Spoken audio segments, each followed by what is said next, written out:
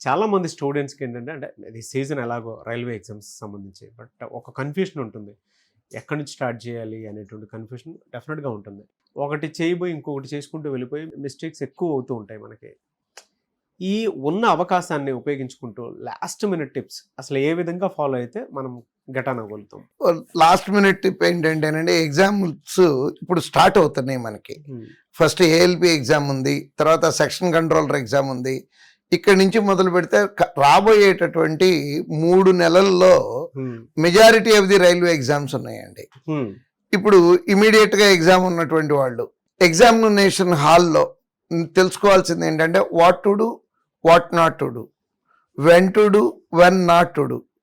అంటే ఏం చెయ్యాలి, ఏం చేయకూడదు, నెక్స్ట్ ఏ టైంలో చేయాలి, ఏ టైంలో చేయకూడదు. ఇది తెలిసి ఈ ట్రిక్ తెలిస్తే డెఫినెట్గా సక్సెస్ అవుతారండి.